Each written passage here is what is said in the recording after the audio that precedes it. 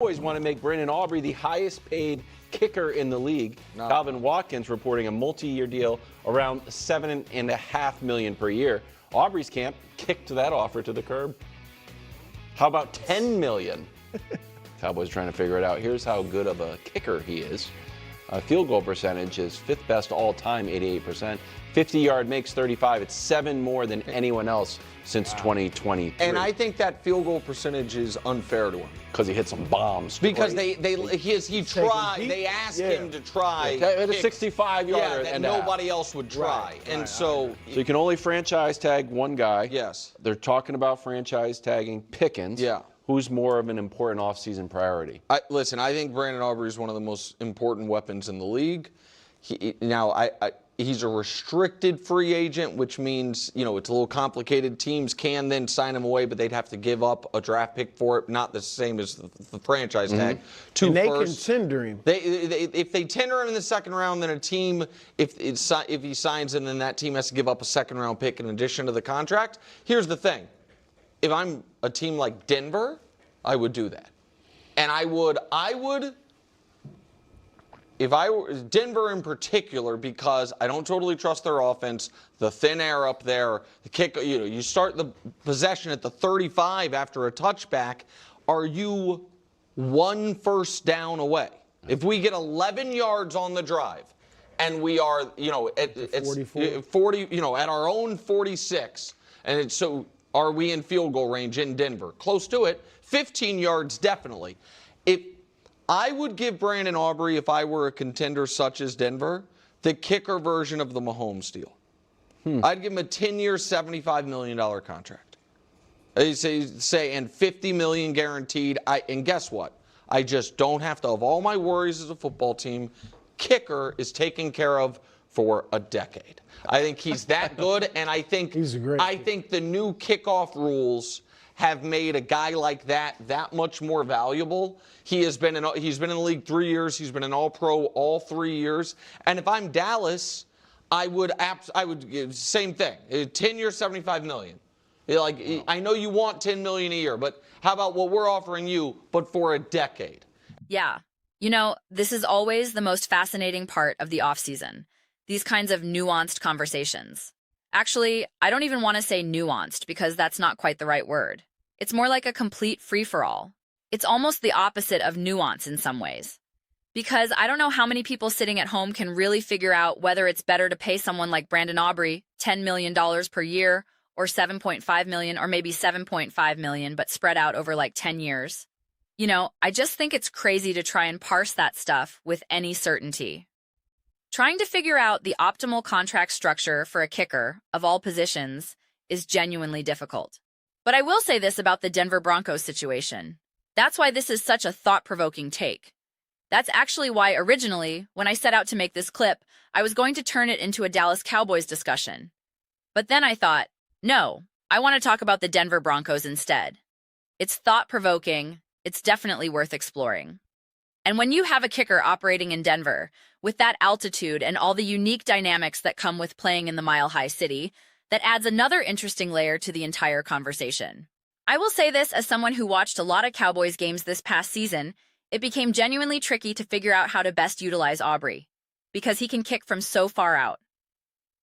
The Cowboys, like even Nick said, oh, that percentage is actually a little bit misleading because of this or that, right? And then the way they ran their offense started to get influenced by his presence. It was like, well, we've got this kicker who can hit the long ball consistently, so maybe we don't need to push as hard for touchdowns. And it almost became a double-edged sword. The offense actually kind of became stagnant at certain points because they knew they had that safety net. And when Aubrey wasn't hitting those deep field goals, it just hurt you even more. It was really hard to find that balance and stick the landing, honestly. That was my takeaway from watching them. There were times where I'm just sitting there thinking, man, you need to be a little more aggressive on third down here. Or maybe you go for it on fourth down instead of settling for a kick. But instead, you're lining up for a 60-yard field goal. And when he hit them, it felt like a superpower. You're thinking, oh my God, this changes everything. You only need to gain 5 yards and you're already in scoring range. You're getting 3 points automatically. At that point, you're better off just managing possessions efficiently. If you get 10 possessions in a game and just keep kicking field goals, that's 30 points. That's pretty good.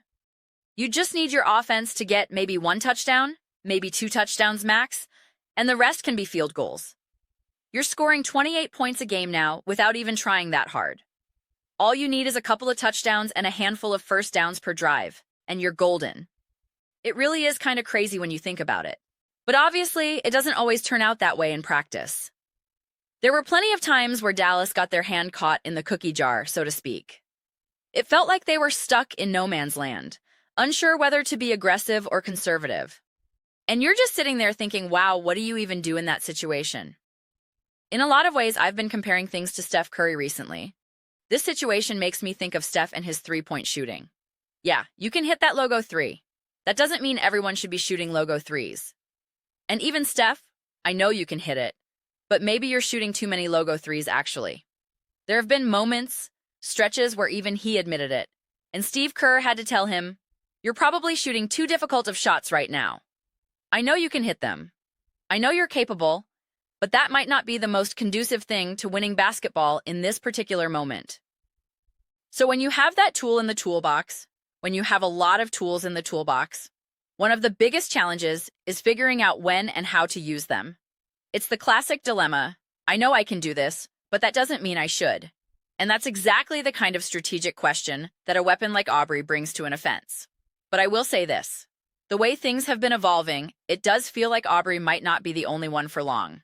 I get the sense that over time, we're just going to see more and more kickers who can hit these long field goals with high accuracy. Not only kicking with a high level of precision, but also from deeper and deeper distances. I think we're potentially going to see that trend continue and accelerate. Aubrey and that other guy, I can't think of his name right now, the kicker from the Jaguars, they're definitely at the beginning of this trend. But this is something my dad always brings up every time we watch a football game together. And I get it. I understand the point he's making. But he always says, you don't understand. When I was watching football, a 45-yarder was considered a deep field goal. And then he reminds me that they used to kick field goals straight on, with the toe, not soccer style. And I'm like, yes, Dad, I know. I've heard this before. He always wants to tell me that story. And he's right. This has been the progression of kicking in the NFL over decades. And now everyone's kicking 50-yarders, 55-yarders routinely. Now you've got a lot of guys hitting 60-yarders with regularity. Don't get me wrong, I don't want to act like it's completely routine and everyone can do it all day, every day without issue. But it's becoming more and more common across the league. So even if you give someone a 10-year contract at top dollar, I wonder, in 5 years, is that contract still going to make sense? Like, I don't know. And also, what happens when half the league can start kicking from that range? Again, maybe not quite as accurately as Aubrey, but well within range to a meaningful degree. Do all kickers now command more money across the board, or does the market kind of equalize because the supply of capable kickers increases? It's a genuine question. Think about it this way. If you had a running back right now, let's say you had 2 running backs in the NFL who could just unquestionably get 200 yards every single game. They're just absolute monsters. It's Derrick Henry and Saquon Barkley combined into one player, and without a doubt, he's averaging 200 rushing yards per game. You'd be like, oh my God, this guy is worth his weight in gold. You would pay him, I don't know what the exact price would be, but maybe $50 million. Seriously, think about it. If you had a running back averaging 200 yards per game and a couple of touchdowns, would you pay him $50 million? Yeah, probably. You'd have to give him a pretty astronomical amount of money. If you could just hand the ball off and know he's going to barrel through everyone for 6 or 7 yards per carry, that's invaluable. It's an extreme example, but I'm using it deliberately. Because if you only have 1 or 2 players at that level, you're going to pay them elite money. But it gets interesting when that level of production becomes the norm. If, for whatever reason, the way football is played evolves to where every team has a running back who can hit 200 yards per game and average 7 yards per carry, and that just becomes kind of the baseline expectation, what then? Does that elevate the price for everyone? Does something else now get devalued? Does the wide receiver position stop commanding as much money as running backs? Or does the money stay roughly the same because the supply has increased? So you don't have to overpay for a running back, since you can just draft one or find one in free agency who can also rush for 200 yards. That's why the economics of all this stuff is a little unpredictable. It's tricky because you do have to try to figure out where the trends are heading. We kind of saw this play out with quarterback and wide receiver contracts over the years. When passing started to take over the league, wide receivers became incredibly valuable. Teams were thinking, oh my God, if you have a Tyreek Hill or someone like that, we've got to pay this guy as much money as possible because he's the ultimate superweapon.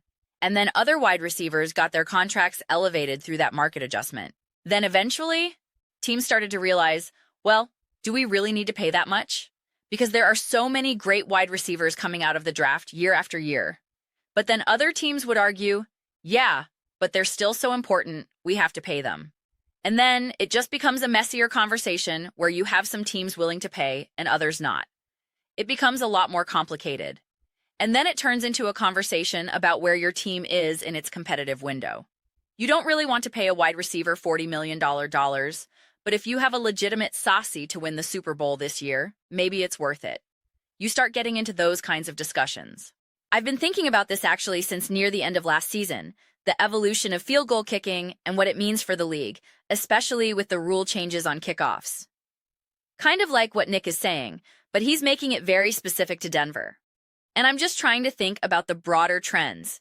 And again, hearing my dad tell me seemingly every single game about the evolution of kickers, I'm just sitting there thinking, okay, but what does that actually look like going forward? How does the NFL change in response? We've already seen how the league transformed with the increased frequency of going for it on fourth down, right? That completely changed offensive strategy across the NFL. Now I wonder, do we start seeing less of that because rather than going for it on 4th and 2 from midfield, you might be better off just kicking a 65-yard field goal? It's interesting to consider. Teams also want to run the ball more now. There's more of a focus on defense across the league. The pendulum is definitely swinging back after years of offensive dominance. There is genuinely more emphasis on defense now than there has been for the last 5 or 6 years or so. And with that defensive emphasis, does that lead to more emphasis on kicking field goals? Take the points whenever you can get them, right? It's all interconnected and fascinating to think about. And I think it's hard to predict with any certainty. So Brandon Aubrey's camp is supposedly swinging for a 10-year deal at $10 million per year. I just wonder if you could pay a lot less than that. Get a kicker who's kicking at 80% accuracy, maybe can't hit a 65-yarder, but is really solid from 54 and under, and you only pay him $5 million or maybe $4 million. I think it's always difficult to truly understand what you can do with that difference of like $6 to $7 million in cap space. I think that's just always a little tricky for me to figure out, when that marginal difference really matters in the grand scheme of roster construction. I personally struggle with it. And I think a lot of people just kind of make things up, guess, and then say things confidently, so it sounds like they know what they're talking about. Nick could easily come up here and say, you can't pay a kicker $7 million, and say it so confidently. And I'm sitting here thinking, well, I don't know. It depends where your team is. Is that $7 million the difference between keeping George Pickens or letting him walk? Is it the difference between signing a key free agent or not? It all depends on who you're already paying, what your roster needs are, who you're drafting, who's under contract, who's owed money in a couple of years. There are so many variables. But it's thought-provoking. It's definitely thought-provoking, and I appreciate that. I genuinely appreciate the thought-provoking takes during the off-season when there's not much else to discuss. But those are just my thoughts. I'd absolutely love to hear yours. What do you guys all think? Should the Denver Broncos go after Brandon Aubrey? Should the Cowboys pay him $10 million or $7.5 million over 10 years? Or whatever the number ends up being? Let me know your thoughts. I read every single comment. So whether you agree with me or disagree with me, either way, let's get some discussions going. Let's get into some debates. But ultimately, let's just have some fun with it. And please do consider subscribing to the channel.